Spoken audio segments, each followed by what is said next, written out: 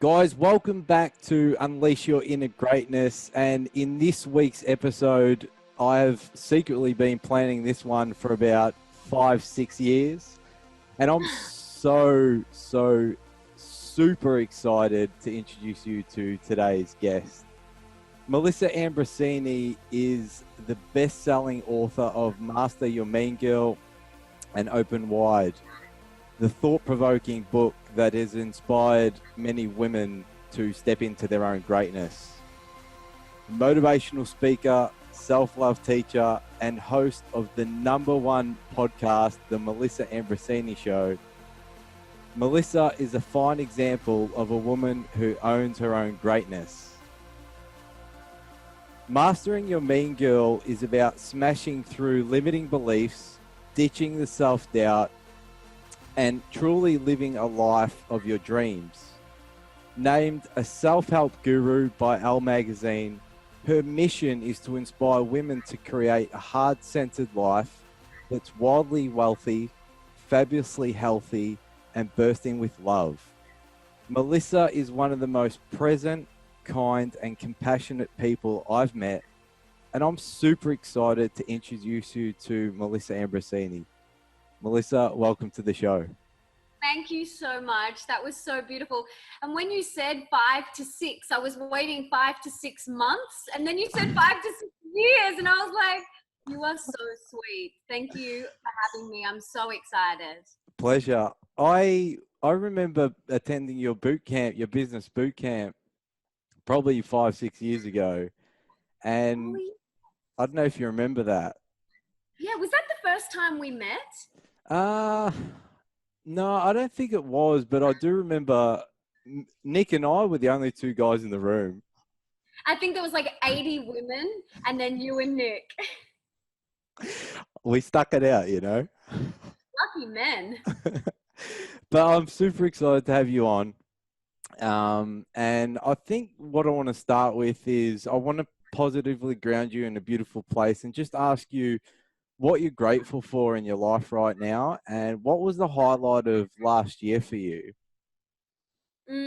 Okay, so what I'm grateful for right now is waking up to the sound of the birds where I live. It's just so beautiful. We've just finished renovating our dream home and it's in nature and it's just so beautiful. We have no blinds on our bedroom. So we wake when the sun comes up, we go to bed with the stars right there and the moon shining in. And last night we had this epic storm. So I was just watching this lightning show. And then, getting to wake up to the birds is just so beautiful. Like, I just love nature so much. I feel so at home and at peace when I'm in nature. So I'm really grateful for that. And the highlight of last year for me, there's a couple, definitely doing my Open Wide tour with Nick. That was for sure one of the highlights. That was in January and February. So this time last year, seems like so long ago. It was so epic. Yeah, it was so amazing. Like, we just had the best time ever doing that show together. Yeah. And we just loved it. So that was definitely a highlight. Traveling to Greece with Nick and Leo was amazing. And also renovating and doing our home, renovating our home for 8 months. It took us to renovate this home. And it was such a creative project for Nick and I. Like, we picked everything. I'm in that home right now. Like, we picked the non-toxic paint and the stone, and everything has been so thought out with so much love and attention. And we just loved creating that process and doing that together. So there are a couple of my highlights. I've been listening to pretty much every single one of your episodes, and I think I'm slowly becoming more toxic free. But you've inspired me. If I ever build my own home, I'm coming to you for advice. Honestly, we have all the tips and tricks, so you just let us know. Hey, if the coaching and speaking, ends up, if you want to take a break, you could consult with Toxic Free Building. Well, it's just something that, people don't think a lot about, but, Yeah. the glues, the paints, everything that they use in a home is highly toxic. So we're very passionate about living as toxic free as possible. So it was really fun exploring and learning. Like, I learned so much during that process. Hey, Melissa, is there readily available products enough in the marketplace for people to pursue that type of lifestyle, or did you find it hard to track down the products? No, like there is a lot of stuff out there. The thing is it's like toxic free paint is 10 times the price. Yeah, of course. 10 times. And painters hate working with it. Oh, really? Okay. Yeah, so like our painter was like, this stuff is horrible. And I was like, I don't care, just keep using it. Don't use the other stuff. Triple layers. Triple layers, keep going. So yeah, it is available. It's sometimes just more expensive, and usually painters don't like dealing with it, but you just got to persist. You must be so proud. Yeah, it's a really big achievement, and I'm so proud, and I'm so glad I got to do it with Nick together. Create this together. It's just been a dream of ours for so long, and yeah, it finally was realized. So that was awesome. So I wrote down a question which I was going to save. Oh, I'm going to ask it now, actually, before we get on to your story, because the other day I heard you speak about Nick and Leo and how they are the two most important people in your life. And I wanted to ask the question because I personally feel that relationships are, one, the greatest personal development tool that we potentially have. And also, secondly, they're a great mirror to ourselves. So I wanted to ask, what have you learned from Leo and Nick before we get onto your story? And what do you love most about them? Oh my gosh, what have I learned? So much about myself, because they are my mirror, and they will reflect back to me all my own crap, Yeah. all my own shadows that I need to look at. And children especially, because they have no filter. And Leo is 13, and so he definitely has no filter. He'll just tell you exactly how it is. And I have learned so much about myself from both of them. Yeah. So much about where I'm not showing up, where I need to show up more. So many different things. And it's confronting, because sometimes you're like, I don't want to see the truth. I just want to, my mean girl's like, I just want to sit and suffer for a little bit. But, the truth is you don't. And so they are beautiful mirrors and beautiful reflections of where we need to look. And often you don't want to look at it, but it is where we do need to look. And what do I love most about them? Everything. I love everything about them. They are, everything, all their little quirks and all their traits. I love everything about them. And, we're in each other's life for a reason. Yeah. Where Leo's in my life for a reason. I'm in his life for a reason. And step parenting is a very different dynamic. It's common, but it's not natural, it's not a natural thing, so it's something that I've had to really learn and navigate my way through. But ultimately, I've called Leo into my life, and he's called me into his life, and we're going to be in each other's life for the rest of our lives. And so we're here to support each other and teach each other.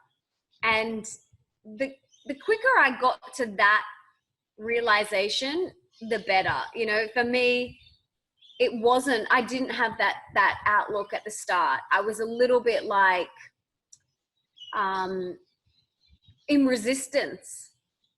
There was resistance, and it wasn't until I fully accepted that he's called me in and I've called him in that I was able to really embrace the relationship and the role. Okay. Cool. Thank you. What were you resisting, if you don't mind me asking? I was resisting the role of a step parent, Yeah. fully resisting it and not fully stepping into it and not fully embracing it. Because I had all this inner dialogue around it. And I had to fully step into it. And I read so many parenting books and I read so many, step parenting. I listened to so many step parenting podcasts. There's actually not a lot out there, to be honest, on step parenting. There's not a lot. I will write a book on it one day for sure. Yeah. But there's not a lot out there. And I learned from a lot of therapy and talking to a lot of other step parents, especially step mums, because I felt like I didn't know my position, like I didn't know where I fit into the puzzle. And I was kind of floundering, like, where do I sit in this dynamic? And it took a little bit of time for me to find my feet and to find my role and to find where I fit into this little puzzle. Wow.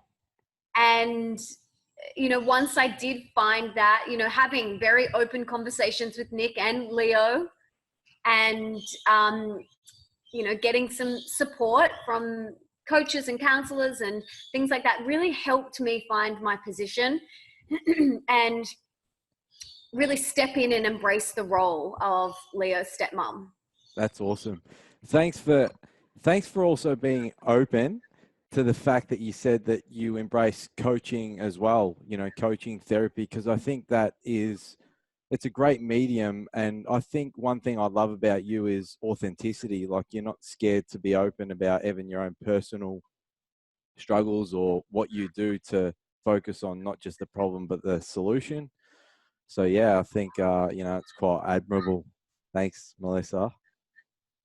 You're welcome. I want to jump into your story. It's inspiring, and I'd love you, if it's all right for you, to open up and let us know, if we go back to the start, there's a lot of interviews that you've been a part of, but perhaps some of my tribe don't know who you are. So would it be all right if you give us a little bit of story of who Melissa has been to get to where she is? Yeah, of course.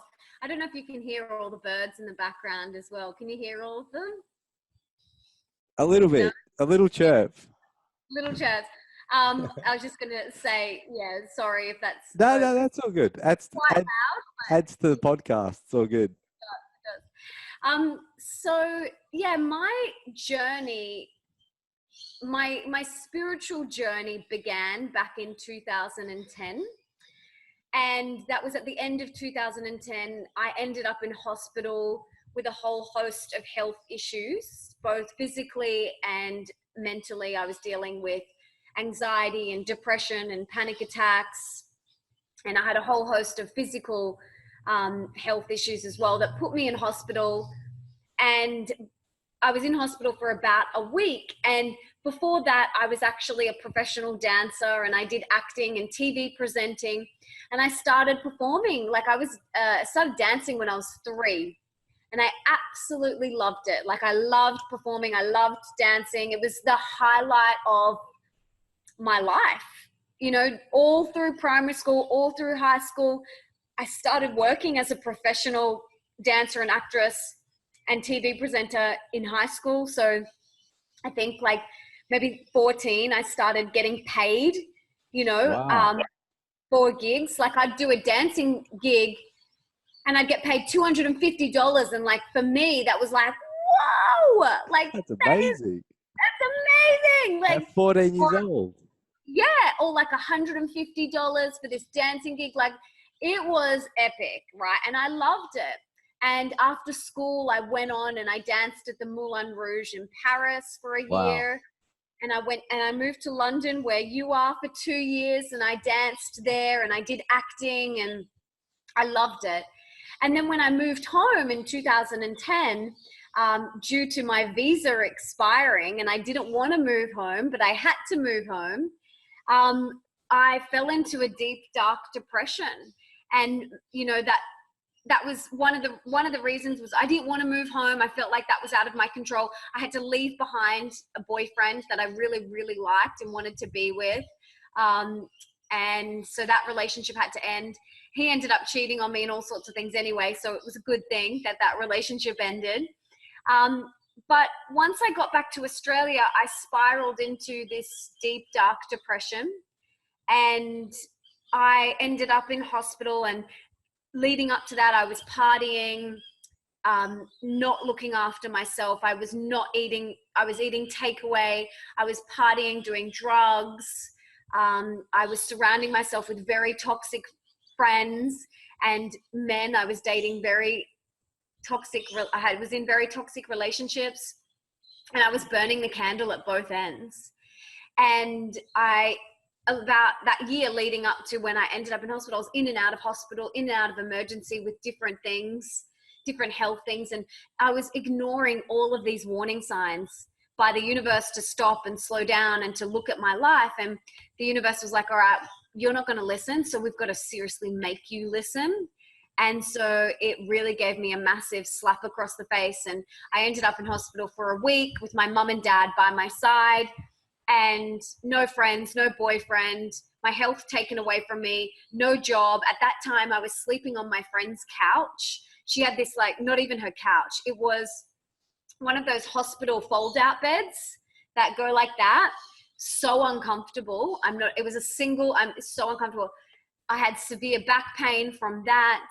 And so I couldn't even pay her to stay in her lounge room on that bed. So I was at rock bottom. And one of these new friendships that I just recently made just before I went into hospital was a group of people that I just met at a yoga class, because I just started yoga. And they sent me a parcel to my hospital. And in that parcel, it was like a big box. And in that parcel, there was a book that changed my life. And that book was Louise Hay's You Can Heal Your Life. And I get goosebumps even just thinking about that, because my dream was to create a book that did that same thing for people. And now people that read Mastering Your Mean Girl, because I share that story in Mastering Your Mean Girl, people read Mastering Your Mean Girl and then they message me and they say, your book is my Louise Hay. I got full goosebumps.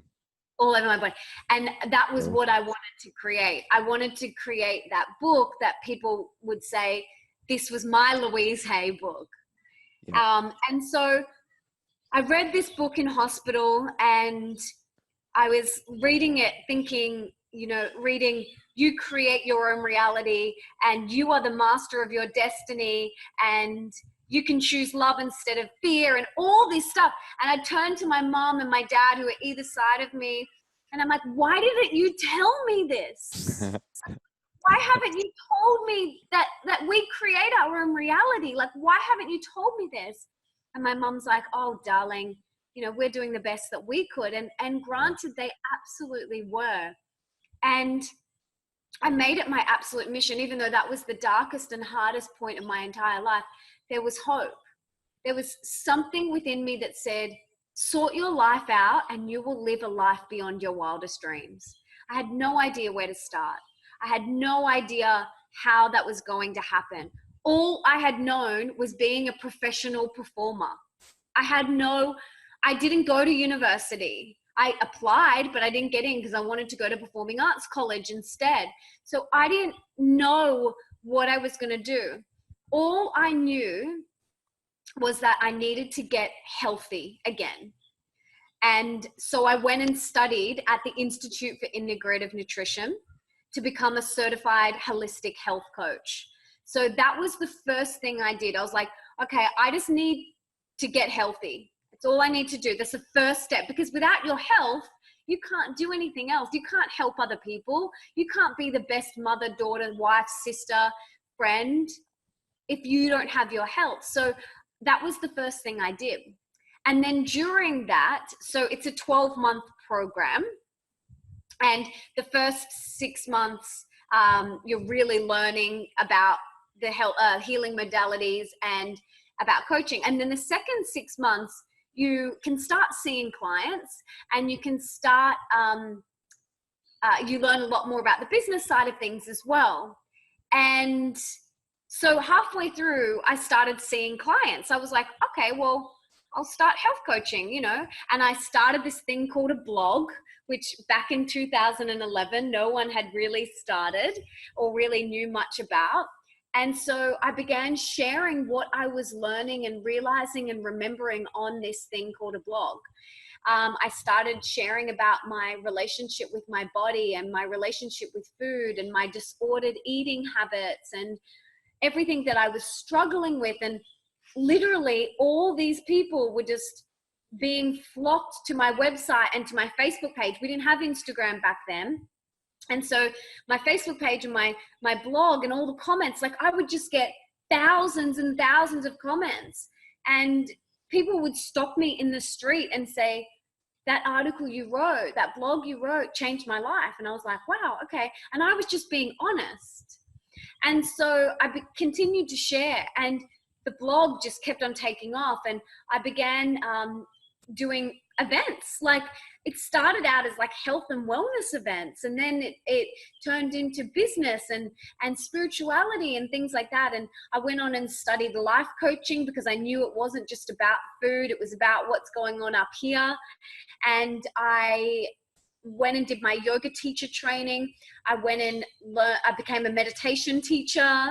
I studied acuenergetics to learn energy healing work because I realized that everything is just energy. And I began to immerse myself just in this personal development, spiritual world. I read every self-help and personal development book I could get my hands on. I went to every seminar, Tony Robbins, DeMartini, everything that I could go to, because I just felt like I was at home. And I felt like this is where I'm meant to be. I always felt a little bit out of place in performing arts. I always felt like I was a good dancer, I wasn't the best. I was a good actress, I wasn't the best. I was a good TV presenter, I wasn't the best. And so I always felt like I was good at it, I was very good at it, but I wasn't the best. And not that I wanted to be better than anybody else, it just wasn't my true calling. And I realize now that all of that TV experience, that acting experience was almost like rehearsal for what I'm really meant to do in this world, which is what I'm doing now. All of that experience gave me the confidence to do what I'm now a speaker. And I'm like, if I didn't have all of that experience, like maybe I wouldn't be as confident on stage and things like that, and podcasting and all of the amazing things that I do now. So I've just continued to study and share and learn on my blog and website and on social media and live events, and then wrote my first book, started my podcast, wrote Open Wide, and it's now just snowballed to here. And that was, this is going on 9 years now of being in business, doing this and doing what I love. Wow. And I don't think I hope people can appreciate just how much work you put in behind the scenes. All the posts, all the video, all the content. I would almost call you like the Gary Vee of the female world. You're the queen of hustle. But I think, given that you said that the life purpose chose you, would you almost say that it did in a roundabout way? That it eventually chose you? Definitely. It's, life has such an interesting way to get you back on your path. And the way that it got me back on my path my true path, which is living my purpose and being of service to the world, it had to give me a pretty hefty wake up call. Yeah. And, you know, everyone's purpose is to be of service, and Okay. everyone's mission and how they do that is different. You know, how you be of service is different. Maybe you do it by cleaning houses. Maybe you do it by painting homes, or a school teacher, you know, or you're a doctor. Everyone is here on earth to serve and to serve other people. That is why we're here. And how you do that looks different to every single person. And it's finding how you want to do it, which is the journey. Awesome. I was actually gonna, my question was gonna be, for those who haven't found their purpose, what process do they go through to find it? But I think in essence what you said is it's to serve. And then the medium to which they do that is one that they'll discover themselves, or do they follow a passion? Is there specifically one thing that they should do to look at what that calling is? Or is it, do you feel that life, like you said, does it present when it's ready? I think everyone's different, but for a lot of people, you know, it could be as well, your purpose could be being the best mama to your 3 kids. Yeah, for sure. That's your purpose. Yeah.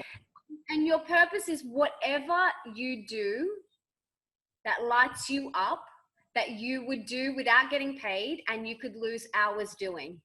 And often a lot of people have to go back to what they did as a child. What did they love as a child? That you can lose time. Like, I would do what I'm doing if I wasn't getting paid for it. I would still be doing it. Yeah. You know, Nick, my husband, who's a musician, he would still be a musician if he wasn't getting paid for it. So find your purpose and your medium of how you be of service is about really going inward and self-inquiry. What would you do if there was no dollar attached to it? Would it be writing books? Would it be a school teacher? Would it be a painter? Would it be a potter? Would it be a mama? Would it be a cleaner? Whatever it is, tune into that. Maybe if you're still struggling, go back to what you did as a child. And I get people to do this in my book. Write down everything that you absolutely love and what you would do if there was no money was not an issue. What would you do? Because if you do that every day, then you are being of service to the world. So powerful. You're showing up as your full self. Yeah, so powerful. Thank you so much. And I think the listeners will take so much out of that, just that little point there. I want to speak about your books, because your books are, I guess, in part a huge legacy to the world. But, you know, the books represent a lot of your work. Mastering Your Mean Girl and Open Wide. Would you be able to talk about your favorite parts of the book, and what tips in the books do you feel are the biggest catalyst for change for people who pick up the book? Because I'm going to recommend for every single person on this show to buy 2 or 3 copies for their friends. But you know, this is your work. This is where you sat down and you dedicated your time to do that. So so favorite parts of the book and biggest tips for change that you feel that the book could help people who pick it up. That is like asking, who is your favorite child? Too hard. It's a big question. It's a huge question.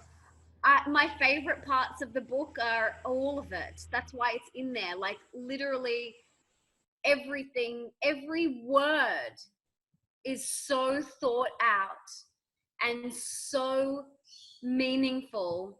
There is nothing in there that doesn't belong. That's why you have a very, very long, grueling editing process. Yeah.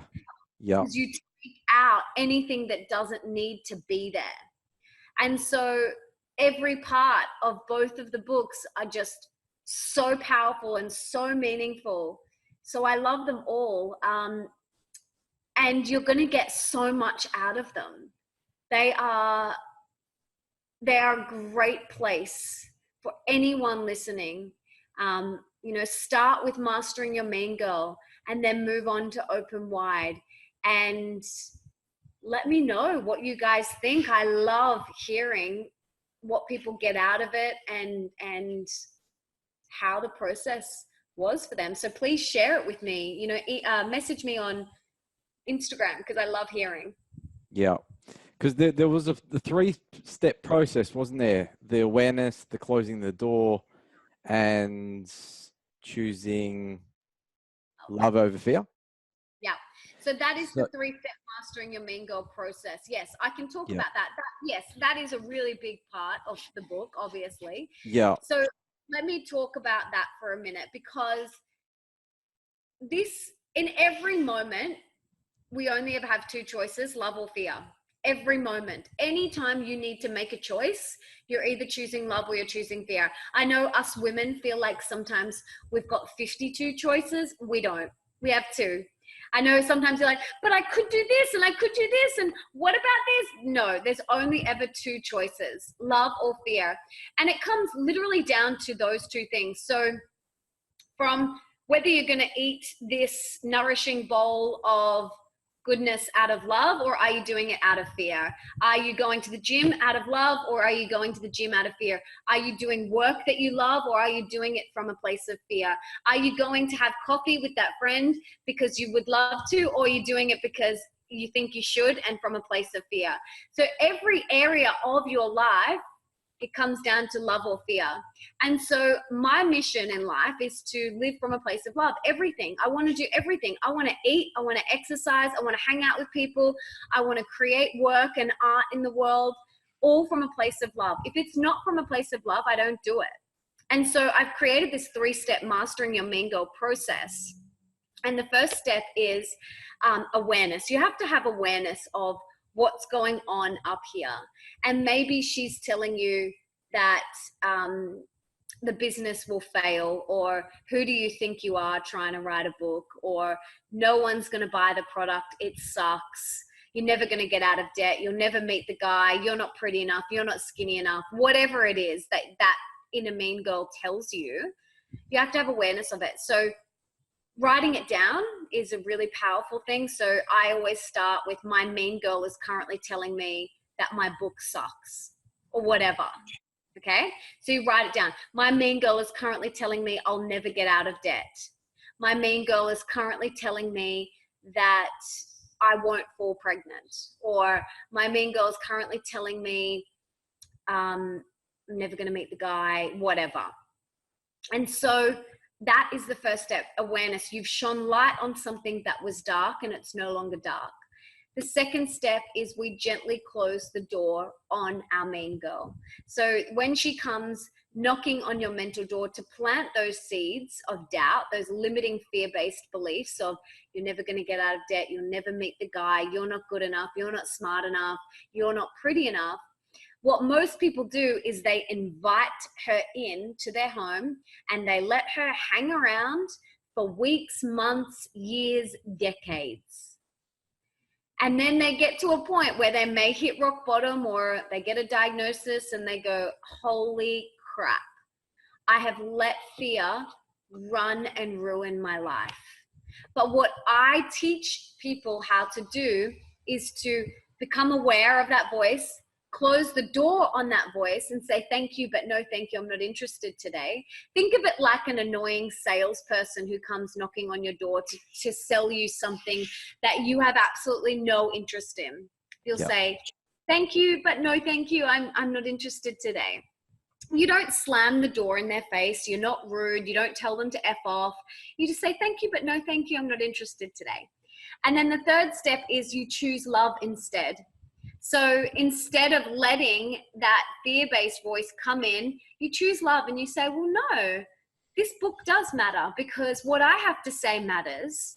And I'm sharing my experience, and I've been through this, this, and this, and I want to share that because that's going to help people, or whatever it is. So that's the 3-step process: awareness, gently close the door, and then choose love instead. This 3-step simple process has changed thousands of people's lives all over the world. And I still use it every single day. Whenever my mean girl pops up, I use that 3-step process. Yeah, awesome. I was going to ask because I don't think you're immune to the thoughts yourself. So I was going to ask what's your main challenge in terms of your mean girl? What pops up for you on a daily basis? Look, okay, so I've been doing this for 9 years now, and women have between 60 and 80,000 thoughts a day. Men have around 40,000. Okay. So that means that we have potentially 60 to 80,000 mean girl thoughts a day. Oh, it's a lot. And when I first started, I guarantee I had around 60 to 80,000 for sure. Now I might get one a day. You know, I might get one a day. It might be like,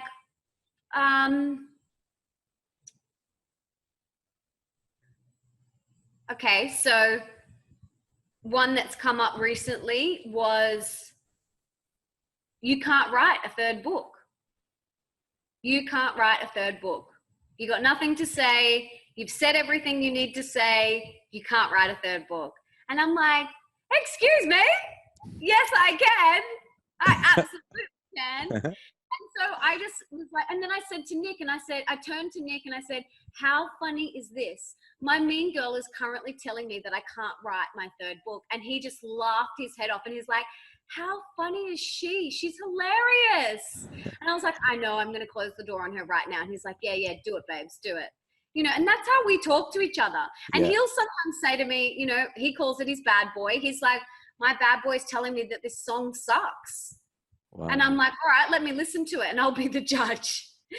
Not that I'm musical at all, but in that way. Yeah, but yeah, fan.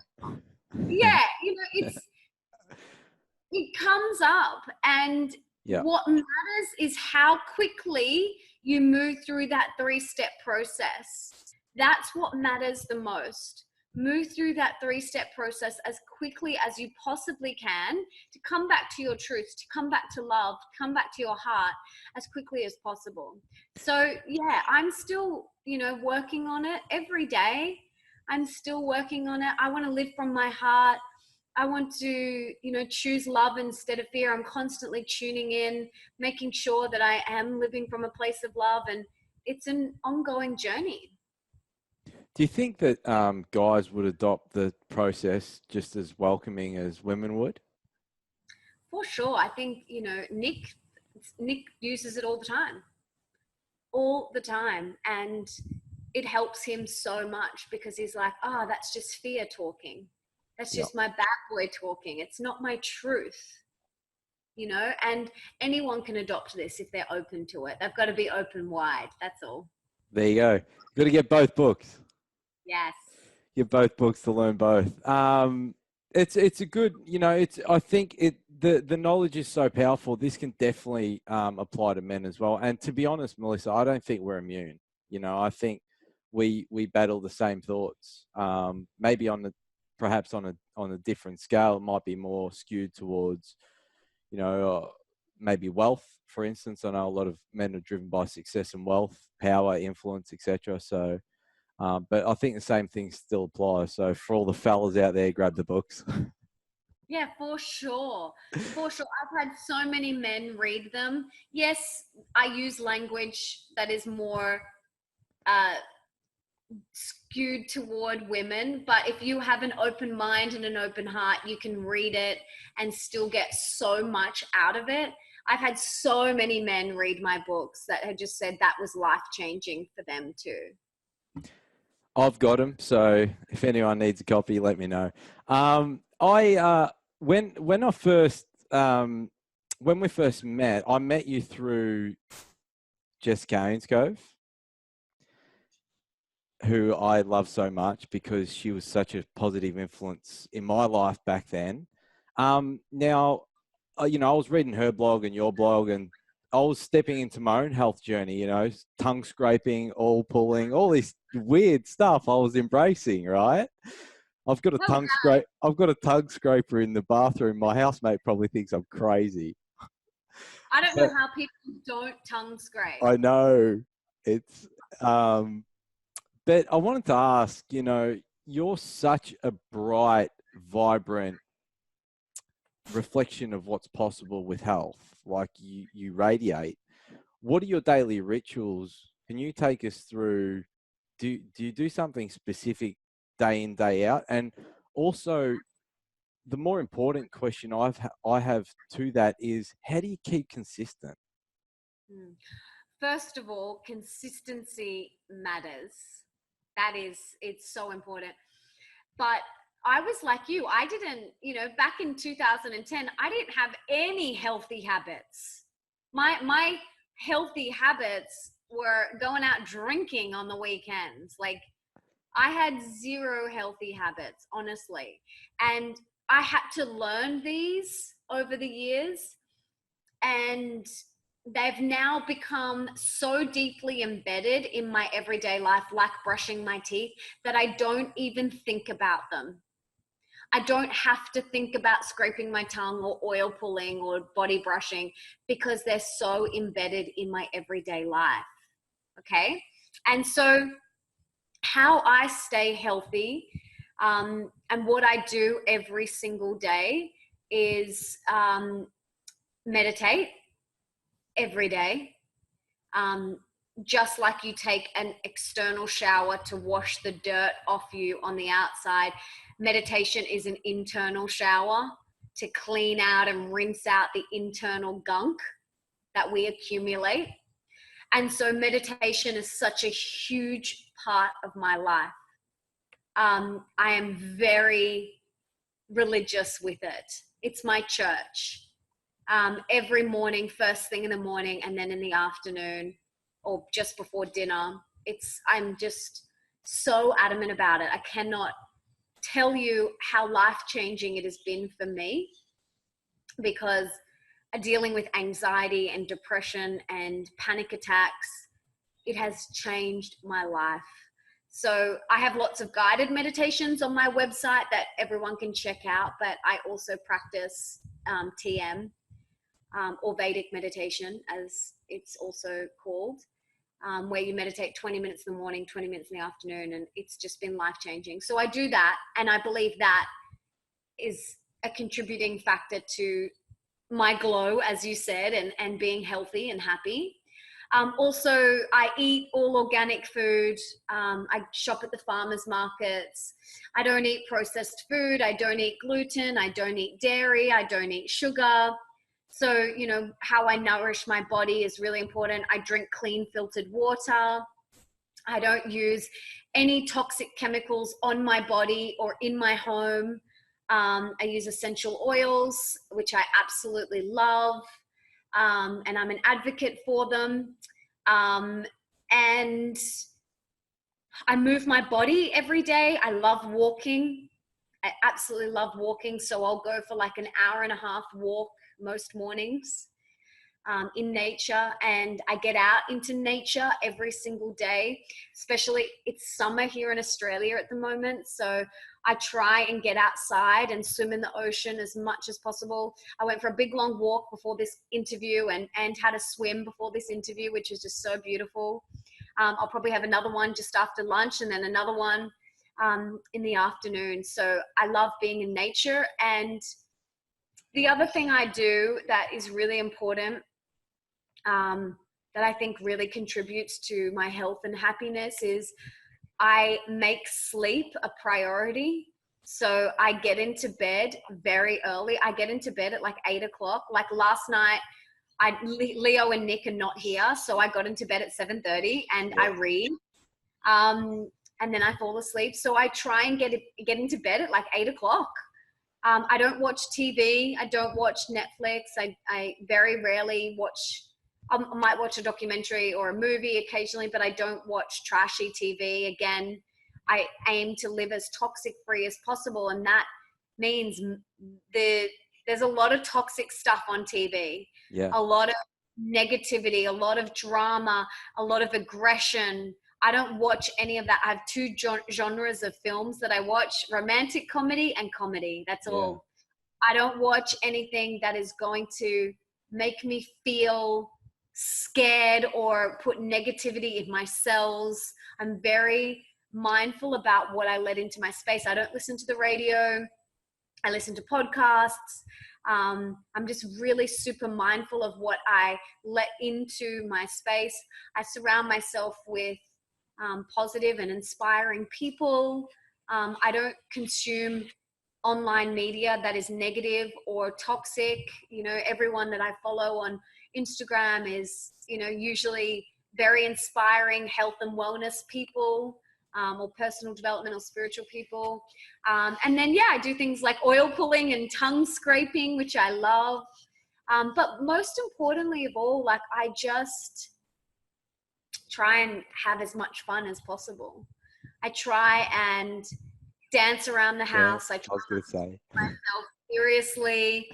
I've been so serious for so many years that Wow. I'm trying not to take myself so seriously. And I think having Leo is really great because he reminds me of that too. He reminds me to not be so serious and to, you know, chill out, and to not rush and to be present. And I think all of these things really contribute to living a healthy and a happy life. And the more you do them each day, they just become so part of your day that you don't even have to think about it. You're awesome. One commitment I've made is I'm listening to your podcast, like literally every single podcast, and you know, gluten's gone out the window. Every single podcast, I'm implementing something, and you know, it's making a huge change. I mean, this coming from a young Sicilian boy who was fed lasagna and homemade gnocchi, you know, growing up, but I'm now finding that, you know, the gluten one especially, I don't have as much brain fog and I don't have bloating, and you know, there's a few other things I could talk about, but I feel so much better, you know. And that's the thing, like, just try one thing a week for a week and see how you feel, because the results are so sexy that you don't want to go back. Do you know what I mean? Like, you start to feel so much energy and clarity and the brain fog and vitality that you're like, oh God, I can't, I don't want to go back there. I Yeah. don't want to eat that because I know how it's going to make me feel. Yeah. Yeah. The tongue scraping's one that I swear by, I think. Cool. So I've got a few more questions, if that's all right. Yes. Yeah. If we have time. Yeah, let's do it. Yep. So I just want to touch on your legacy. I think legacy is a real important thing. What's your overarching legacy? What do you want to be remembered for in this lifetime? I interviewed Bonnie Ware on my podcast, who wrote the top 10 regrets of the dying. And she was, for those that don't know about Bonnie, she worked in hospices, and she worked with people as they were dying and transitioning, and she would ask them what is like the top thing that they regret, and she wrote a book about it, that these people regret on their deathbed. And this book became an international bestseller. If you haven't read it, read it. It's amazing. Listen to my podcast episode with her. It's so good. Anyway, after that episode, it really got me thinking, okay, what do I want to be remembered for? What do I want Leo to say to his friends and to his children about me? And I really want to be remembered for making a difference in the world and for impacting people and helping people realize their full potential and unlock their full potential, and teaching people how to do that and how to step into their true brilliance and their true greatness. I want people to think about Melissa Ambrosini and go, yes, she inspired me so much to unlock my full potential, to be the best version of me, She taught me that I can do anything. She taught me that I can do anything I put my heart and my soul into, and that I matter and that I'm worthy and that I can do and achieve whatever it is that I want to achieve. Awesome.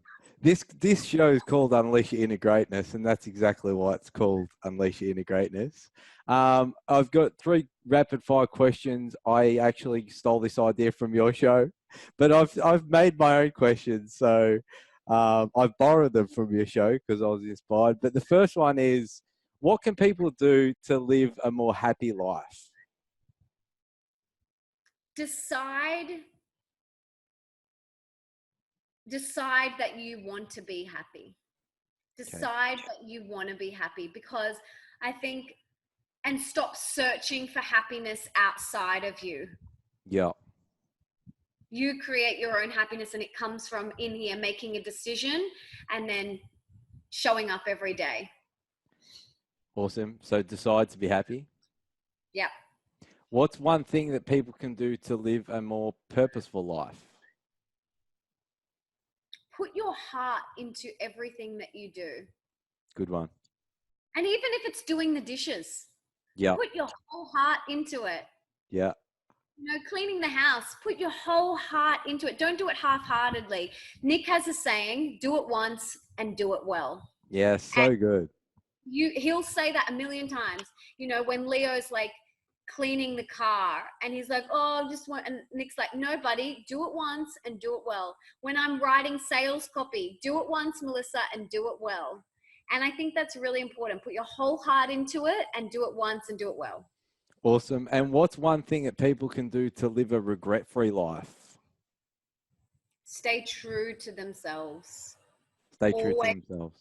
Yeah, always follow your heart and stay true to yourself, because then you'll get to the end of your life, or even putting your head on your pillow at nighttime, and you can say, I gave everything. I gave today my everything. And that's all we can do. I've got one last question. If it was the end of your time and I gave you a piece of paper and a pen and I said, Melissa Ambrosini, you have one thing that you can write for future generations to inspire them to believe in their inner greatness, what's that one thing that you would write on the piece of paper? The world needs you and your uniqueness. So go out there and give it. I think this episode's going to actually inspire me so much because I'm going to watch this again. You are so powerful, Melissa. So are you. Yeah, you're so powerful. I want to acknowledge you from the depths of my heart. You're a real inspiration to me. I hope so many other males follow you as well. I love you and Nick so very much for the time that I've got to know you, and I'd love to get to know you guys more. It takes a lot of courage to show up as an entrepreneur day in, day out, like you have done for the last 9 years. So you serve graciously, you're very kind, you're very compassionate, and I am immensely grateful that you come on today. Thank you so much. And I feel the same way about you. And we're so grateful to have you in our life. You're such a light beam. You're such a beautiful, loving, kind, generous person. And anyone who knows you is blessed to have you in their life. Thanks. So guys, there you have it. Please do me a favor, guys. Grab Melissa's books, Mastering Your Mean Girl and Open Wide. Melissa, do you have any future events coming up that the guys can know about as well? Or the third book, is there any hints on what it's gonna be? Because you can do it. I can do it.